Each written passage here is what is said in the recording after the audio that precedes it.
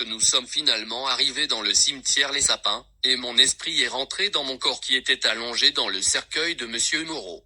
Alors, je me suis levé et je suis sorti du cercueil. Quand je suis sorti du cimetière avec ces démons, je remarquais que je marchais dans l'espace. Mes pieds ne touchaient pas le sol. Mais les hommes ordinaires ou naturels ne peuvent pas voir tout ceci, parce que l'œil naturel est limité. Mon frère, quand je suis sorti du cimetière, je fus étonné et horrifié. Dans la rue, j'ai été surpris de voir des milliers et des milliers, des millions et des millions de démons de tout genre, de toutes les couleurs et toutes les tailles, exactement comme Lucifer m'avait prévenu. Il y a beaucoup plus de démons sur terre que dans son royaume. Il n'y avait pas d'espace. Il y a plus de démons sur terre que dans son royaume. C'est comme s'ils étaient plus nombreux que les humains, plus que ce que j'ai vu dans le royaume de Lucifer. L'un de mes secrétaires démons dit, « Ce sont nos anges, ces humains sont incapables de les voir. Pour voir nos anges, vous devez avoir les yeux spirituels comme ce que le maître Lucifer vous a donné. » Lorsque nous avons parcouru le boulevard principal, j'étais horrifié et... Je veux vous dire de ne pas être attiré et impressionné par les choses matérielles que vous voyez dans ce monde parce que si Dieu ouvre vos yeux, vous serez horrifié. Laissez-moi vous dire, chrétiens, de ne pas envier les voitures que vous voyez dans le monde parce qu'elles ne sont pas ce que vos yeux naturels voient. Ces voitures sur le boulevard étaient des cercueils, des squelettes humains rampants. Certaines étaient même des êtres humains. Les concepteurs de ces voitures sont régulièrement en train de faire des incantations dans les cimetières, les rivières, les toilettes, car ce sont des portails qui mènent vers le royaume parallèle de Lucifer. C'est la vérité.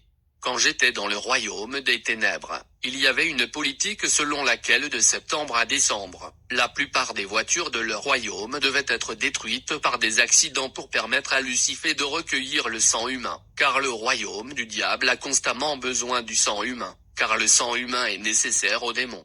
Voilà pourquoi vous devez prier Dieu de vous donner une voiture normale et non pas celle du royaume de Lucifer, car elles sont des squelettes, des humains, et des cercueils.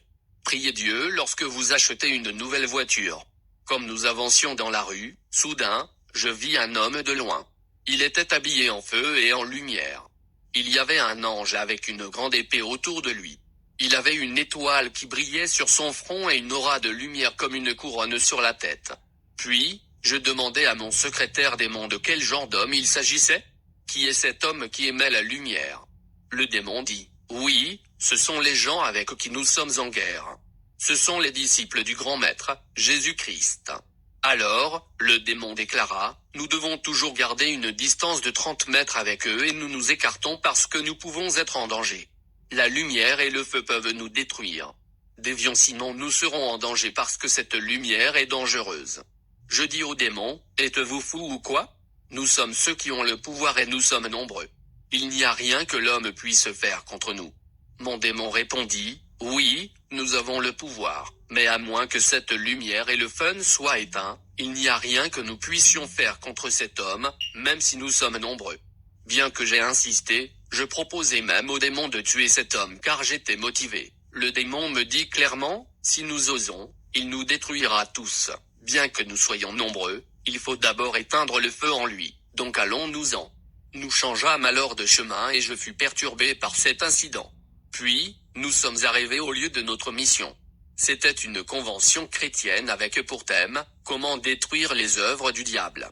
Il y avait beaucoup de gens, et nous avons décidé de nous tenir au-dessus du grand bâtiment d'un supermarché populaire. Dans la province du Katanga, le bâtiment était opposé à l'endroit de la convention chrétienne. Je remarquai 4 types d'êtres humains par leur apparence. Le démon m'expliqua que le premier qui est noir n'est qu'un être humain ordinaire. Il est de notre côté. Toute sa vie se trouve dans nos dossiers. Nous n'avons pas de problème avec lui, il nous appartient. Le deuxième homme ressemblait à un animal. C'est aussi un être humain ordinaire, mais sa forme est comme celle du démon influençant ses actes. Il nous appartient également. Le troisième homme avait un nom écrit sur son front. Le démon dit, ne prononce pas ce nom. C'est le résultat d'une alliance avec le grand maître, Jésus-Christ. Cet être humain décide de recevoir Jésus-Christ dans sa vie comme Seigneur et Sauveur et se fait baptiser, il conclut un pacte ou une alliance avec le Fils de Dieu, et par conséquent le nom de Jésus-Christ sera gravé sur son front. Un ange fortement armé lui est donné. Alors le secrétaire de Lucifer me fit une remarque en me disant, si vous regardez et observez le troisième homme attentivement, vous constaterez qu'il a un sceau sur son front. Ce troisième homme que tu as remarqué, a un sceau sur son front. Dans ce sceau, il y a un nom, Jésus-Christ, mais le nom dans ce sceau est flou. Le démon expliqua que la raison pour laquelle le nom est flou c'est que, bien qu'il ait signé une alliance avec le grand maître, sa vie est influencée et dirigée par nos anges. Par conséquent, ce sceau ne brille pas et n'émet pas de lumière, donc ils sont impuissants. Le démon déclara que comme il est conduit par nos anges, il nous appartient également. S'il meurt, nous le transférerons en enfer. La quatrième personne avait un sceau de Jésus sur son front. Ce sceau brillait et émettait de la lumière. Il avait une couronne de feu sur sa tête comme une aura et il y avait un ange autour de lui tenant une épée. Il est écrit que l'ange de l'Éternel campe autour de ceux qui le craignent et les arrache du danger. Le démon dit, nous sommes ici pour attaquer ces catégories d'humains. Nous devons éteindre leur lumière. Nous avons 3 jours pour le faire. Puis, le démon dit, vois-tu les gens debout en uniforme? Ce sont leurs commandos. Ils prient toujours et citent le nom de leur maître, Jésus-Christ. C'est très dangereux. On les appelle des intercesseurs, leur feu peut nous atteindre ici. Éloignons-nous. Après consultation avec mon secrétaire démon, nous avons divisé les 2000 démons puissants en 4 groupes de 500 chacun. Nous les avons placés autour de cette croisade. Le secrétaire démon dit, nous devons attaquer les 2 principaux pasteurs. Nous devions commencer par chercher des portes. Nous devrions commencer par la recherche d'une passerelle ou porte d'entrée, nous appelions cela fondement juridique. Mon secrétaire démon a suggéré que nous devons vérifier la vie de leurs enfants et de leurs femmes. Alors j'ai envoyé 2 démons vers leurs enfants et 2 vers leurs femmes. Mais nous ne pouvions pas trouver de porte d'entrée et de fondement juridique. Il est impératif pour un pasteur de former sa femme et ses enfants dans la Bible sinon ils constitueront une porte pour des attaques démoniaques contre le ministère. Ensuite, nous avons commencé à vérifier le bureau du pasteur. Le démon remarqua que la secrétaire du pasteur avait un fiancé qui était un non-croyant ou un homme naturel. Immédiatement je fis une prière mystique puis une belle robe apparut. Après cela, le démon l'a pris et parcourut 100 km pour la ville de Lycasie où sa famille vivait. L'un de mes démons prit la forme de son fiancé et alla chez sa mère et dit, quand ma femme sera de retour, donne-lui le cadeau que j'ai acheté pour elle. Personne ne pouvait soupçonner qu'ils avaient affaire à un démon sous forme physique. Le moment où cette secrétaire reçut l'appel de sa mère au sujet du don, le Saint-Esprit commença à la pousser de confesser et de renoncer et de ne pas partir. Mais elle ignora la voix du Saint-Esprit et s'en alla vers sa famille pour voir cette robe que le démon avait apportée. Puis, le démon me dit de regarder et d'observer le pouvoir en elle la pressant de renoncer et de ne pas partir. Dès que sa mère lui présenta cette robe, l'Esprit Saint commença à lui dire de ne pas toucher la robe, mais elle ignora l'Esprit Saint. Il y a 5 démons que le royaume des ténèbres aime utiliser. Ce sont le démon de l'envie, de la curiosité, de la convoitise, de la négligence et de la paresse. Chez ce cadeau, elle a ouvert la porte, alors, nous avions une raison juridique pour entrer dans sa vie. À ce moment-là, je vis disparaître la couronne de feu au-dessus de sa tête. L'ange quitta, la lumière du sceau de l'alliance de Jésus-Christ sur son front s'éteignit, sa puissance disparut. Le démon dit, tu vois comment éteindre leur feu. Nous appliquons ces ruses contre eux et cela fonctionne. Le démon déclara également, comme elle a désobéi à l'esprit de son maître, son âme est déjà en enfer, bien qu'elle soit vivante sur terre. Si elle meurt maintenant, elle ira en enfer parce qu'elle nous appartient maintenant, à moins qu'elle n'avoue et ne confesse ses péchés. Maintenant que la porte était ouverte, nous avions une occasion propice d'envoyer les démons puissants de la fornication, de l'orgueil et les démons puissants de la prostitution en elle. Elle était maintenant habitée par nos démons forts qui devaient commencer à influencer sa vie, sa toilette, son accoutrement et même son habillement. Quand elle alla à l'église, même les intercesseurs la convoitaient.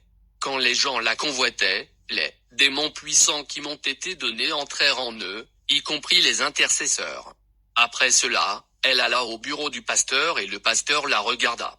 Alors, l'Esprit de Dieu commença à lui dire de renoncer, mais après avoir regardé à nouveau, c'étaient les yeux de la convoitise, puis il ouvrit la porte. Nous avons lancé le démon de la fornication en lui. Puis le pasteur a commencé à fantasmer sur cette sœur et ils sont tombés dans la fornication. Puis, mon secrétaire démon me dit, nous avons accompli avec succès notre mission contre les chrétiens en 3 jours. Après le succès de ma mission contre les chrétiens, j'ai été de nouveau appelé à prendre part au trône de Lucifer dans le pandémonium. En étant là-bas, Lucifer dit que le dragon dans le 6e ciel a demandé à me voir. Le dragon fait partie de la Trinité satanique, une imitation de la divinité. Le dragon du 6e ciel est un reptile ardent à 7 têtes. Maintenant, va au 6e ciel. Et un démon fut choisi pour me conduire là-bas. Lucifer dit, je vais d'abord te donner le pouvoir comme promis. Les premiers yeux qu'il me donna c'était pour voir le royaume invisible. Le second qu'il me donna c'était pour voir et entendre à partir de 200 à 600 kilomètres. Le troisième œil était pour voir ce qui se passait dans d'autres continents. Je pouvais voir ce qui se passait en Allemagne, au Japon et en Amérique en étant ici en Afrique. Le 8e œil était pour voir et entendre ce qui se passait dans le royaume du pandémonium de Lucifer. Je pouvais être assis ici sur terre, mais ayant le pouvoir de voir et d'entendre ce qui se passait dans le monde de Lucifer. Puis, il me donna un livre de prière magique et dit, tout ce que tu veux, prie avec le livre. Il me donna une croix rouge, un catalogue d'invocations, une pommade pour invocation, une pierre de destruction, une bouteille de domination et un tapis rouge d'invocation. Il dit, lorsque tu retournes sur Terre, tu mettras en place une porte interdimensionnelle dans ta chambre qui te permettra de voyager de la Terre vers mon royaume. Tu n'auras pas besoin d'aller aux portes habituelles comme le cimetière, les toilettes ou la rivière pour venir dans mon royaume comme les autres. Puis, il me dit, tu es promu au poste d'inspecteur général. Il rassembla ensuite des démons et des satanistes et il me présenta à eux. Il dit, voici mon nouveau serviteur. Il va combattre notre ennemi sur la terre. Ils applaudirent tous et m'accueillirent avec enthousiasme, c'était comme une fête. Ces êtres interdimensionnels mangeaient de la chair humaine et buvaient du sang humain. Les êtres humains sont leur nourriture. Quand je suis revenu sur Terre, je suis allé dans ma chambre et j'ai arrangé mon lieu d'invocation et ma porte interdimensionnelle. Après la fête, Lucifer apporta son livre d'alliance et je dus signer avec mon sang dans ce livre. Après avoir signé dans le livre, l'alliance fut scellée.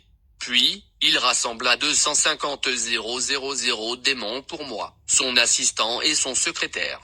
Le diable dit, je dois à présent envoyer au 6e ciel rencontrer le dragon à 7 têtes car il a demandé à te voir. Quand nous sommes arrivés au 6e ciel, c'était incroyable. Le dragon était énorme, au-delà de l'imagination. Il était grand et il avait 7 têtes. Comme je me trouvais devant lui, il baissa une tête et commença à parler avec une voix comme un tonnerre. L'on pouvait s'effondrer juste au son de sa voix. Puis, il dit, je suis conscient du travail que tu fais pour notre royaume. Nous te donnons une deuxième mission. Je ne veux plus entendre parler des serviteurs de notre ennemi. Tu dois détruire complètement leurs activités.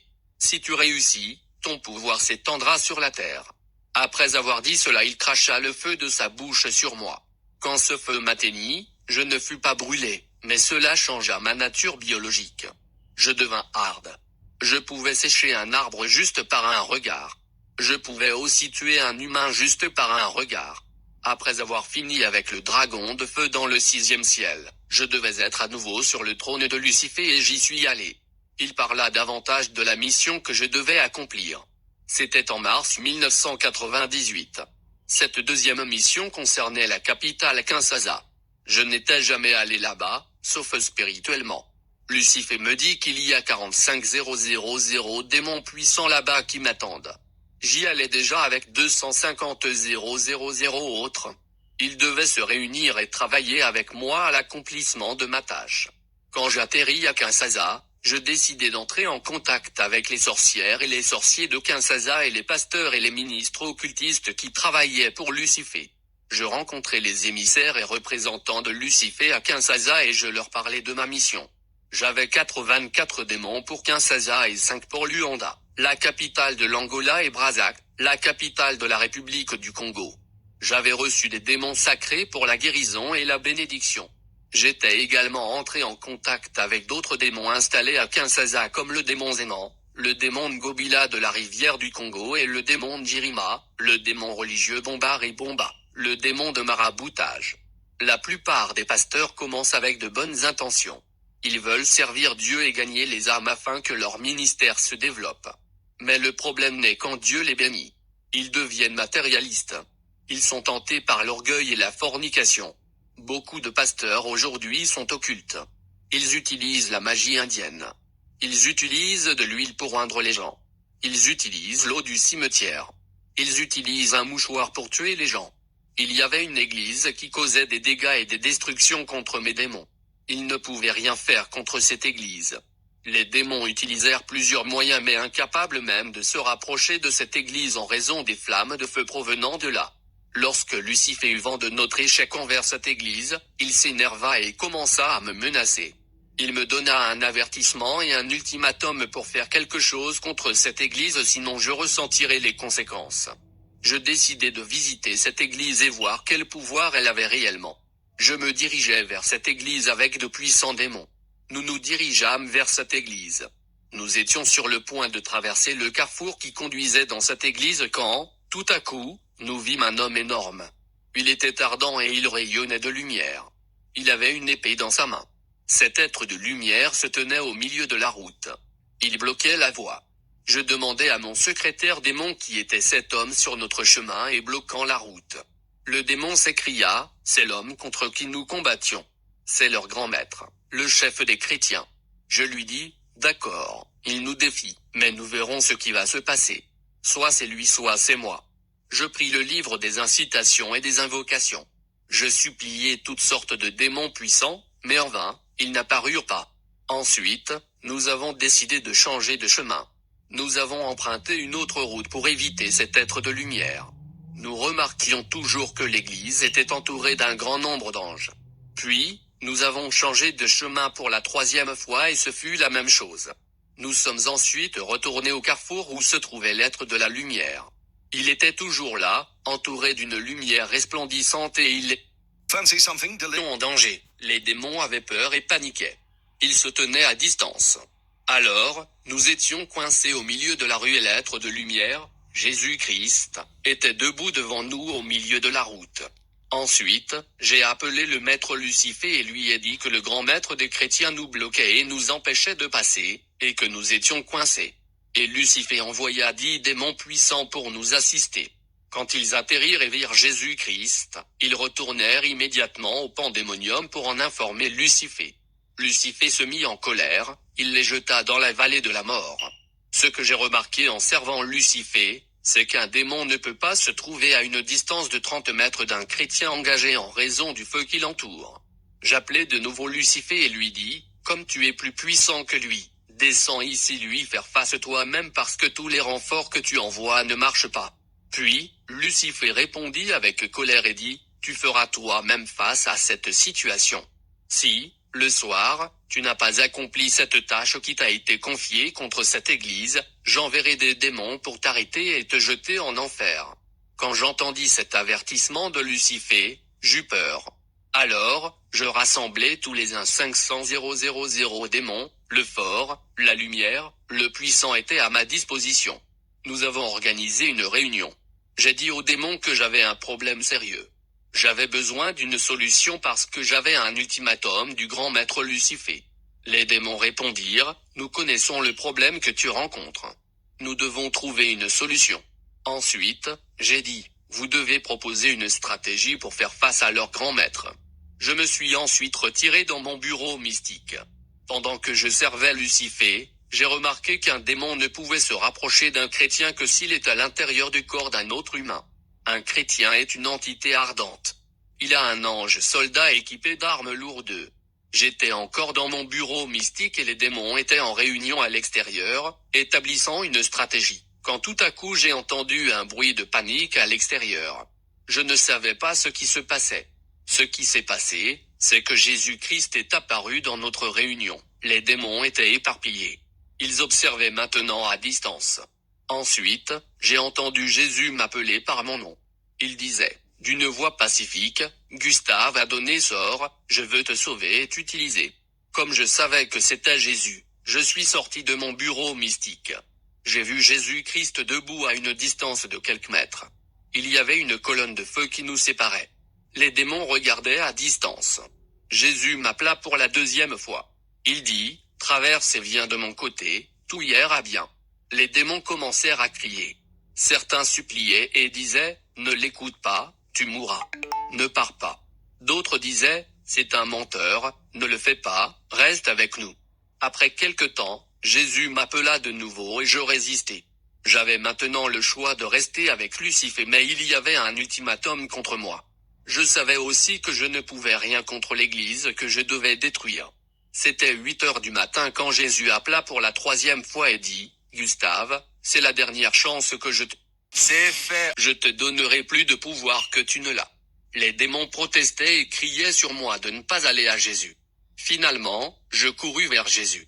En ce moment même, Jésus dit, « Je suis Jésus-Christ. » Quand il dit « Je suis Jésus », je fus projeté au sol parce qu'il relâcha une puissance semblable à celle d'une bombe. Les démons étaient bombardés au son du nom de Jésus-Christ. Quand je me suis réveillé, j'ai remarqué que mes 8 visions et la capacité de voir le royaume invisible avaient disparu. Mes yeux ardents avaient disparu parce que je pouvais tuer un humain ou un arbre juste par un regard. J'ai ressenti l'air que je ne pouvais pas ressentir. Je suis de nouveau devenu un être humain normal. Je ne pouvais plus voir les démons. Alors j'eus une vision et Jésus m'indiquait l'église dans laquelle je devais aller. Que la grâce soit avec vous tous qui avez Jésus-Christ pour maître.